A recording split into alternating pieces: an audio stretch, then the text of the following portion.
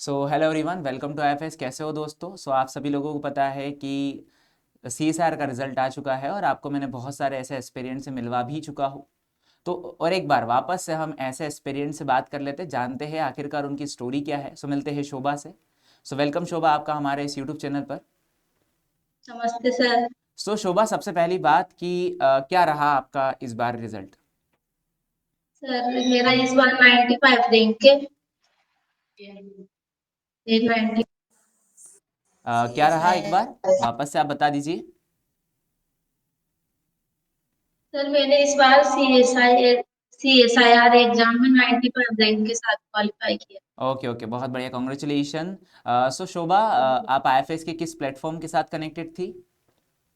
Sir मैं IPS Jodhpur से अच्छा, जोधपुर ऑफलाइन से कनेक्ट। आप हो। हाँ हाँ ओके सर। ओके। शोभा, आपने कैसे तैयारी करी आखिरकार? क्या लगता है आपको किस तरीके से तैयारी करना चाहिए इस एग्ज़ाम के लिए कि क्वालिफाई आराम से हो जाए? सर मेन चीज तो यही है कि रिवीजन और क्वेश्चन प्रैक्टिस ज्यादा से ज्यादा करूँ। ओके। मेरा पिछली बार इसलिए ही नहीं हो पाया कि मैंने क्वेश्चन प्रैक्टिस थोड़ी कम की थी, तो टाइम मैनेजमेंट नहीं हो पाया। और आपका पिछली बार क्या रहा था वैसे रिजल्ट? पिछली बार मेरा 1% से नेट का रह गया था सर। Okay okay. पीएचडी। अच्छा, पीएचडी ओनली हुआ था, इस बार आप नेट हो चुका है। हाँ इस बार तो जेआरएफ भी आई है। बहुत बढ़िया बहुत बढ़िया। आपने ऐसा क्या किया कि पिछली बार पीएचडी से डायरेक्ट जेआरएफ की जर्नी आपकी बहुत अच्छी रही? सर इस बार तो मैंने बस रिवीजन और क्वेश्चन प्रैक्टिस पे ज्यादा फोकस किया। रिवीजन कंटिन्यू किया। आईपीएस के वीडियो देखे। क्वेश्चन भी किए बहुत सारे। मॉक टेस्ट दिए। टेस्ट सीरीज भी ली थी आईपीएस की। तो उससे बहुत फायदा हुआ। चलो, बहुत बढ़िया। एंड देन आपका क्या रहा वैसे, शेड्यूल क्या होता था इस एग्ज़ाम को क्वालिफाई करने के लिए? मेरा तो ये था कि पिछली बार मेरा नहीं हुआ तो मेरे नोट्स सब कंप्लीट थे, इस बार मेरे को रिवीजन ही करना था। तो मैं सुबह रिवीजन करती थी। फिर क्वेश्चन लगाती थी। फिर उसके बाद रिवीजन और क्वेश्चन, तो ये कंटिन्यू किया। और एग्जाम से एक महीने के पहले मैंने एग्जाम के एक महीने बस टेस्ट सीरीज दी। इससे मेरे को बहुत फायदा हुआ। चलो, बहुत बढ़िया। मतलब क्या लगता है आपको कि टेस्ट सीरीज से किस तरीके से फ़ायदा होता है? टेस्ट सीरीज से बहुत फायदा होता है सर। सबसे पहला तो टाइम मैनेजमेंट हो जाता है। और ये बहुत बड़ी चीज है कि टाइम मैनेज करना ही बहुत कठिन है, मेरा इसी वजह से नहीं हुआ था, तो मैंने इस बार इसी पे ज्यादा फोकस किया कि टाइम मैनेजमेंट करना है।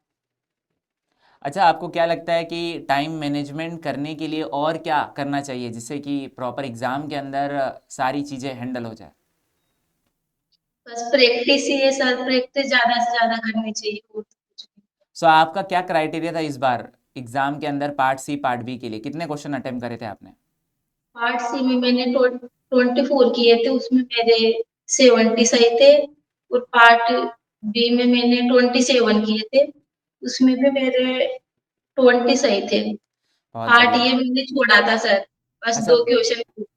क्या बात है, पार्ट ए आपने छोड़ दिया। चलो ठीक है, कोई दिक्कत नहीं। वैसे पार्ट ए तो एक ऑप्शनल ही है हमारे लिए, वो तो रैंकिंग के लिए सबसे ज़्यादा मेजर इंपॉर्टेंट होता है।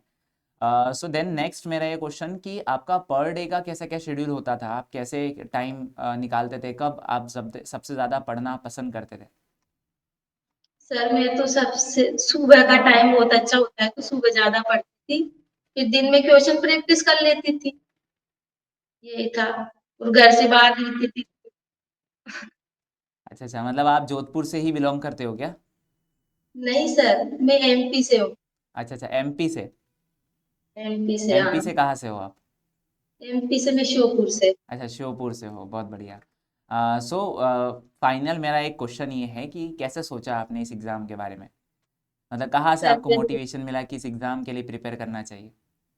मोटिवेशन तो सर कॉलेज के टीचर से मिला। उनको देख के लगता था कि अपन को प्रोफेसर बनना है, तो इसी से मिला। और सर ने ऑफलाइन का कैसे सोचा फिर आपने? ऑफलाइन का सोच लिया सर कि एमएससी के बाद जाना ही है। वैसे मैंने पहले ऑनलाइन का भी लिया था आईआईटी जेईई। यहाँ की फैकल्टी बहुत अच्छी लगी मेरे को, तो सोच लिया था कि एमएससी के बाद डायरेक्ट जाना ही है जोधपुर। ओके। चलो बहुत बढ़िया Shobha, and then congratulation for your success, and then thank you कि आपने हमारे बाकी सारे स्टूडेंट को गाइड किया, और ऑब्वियसली उनका भी रिजल्ट इसी तरीके से ज़रूर आएगा कि उनकी भी कहीं ना कहीं कोई मिस्टेक होगी जो कि इस बार वो सुधार लेंगे, एंड देन नेक्स्ट टाइम सभी का रिजल्ट ज़रूर आएगा। So thank you Shobha, thank you sir, and then आपका अगेन भी। कॉन्ग्रेचुलेशन। सर मैं आपकी क्लास रोज देखती हूँ। अच्छा, चलो ठीक है फिर। Thank you sir.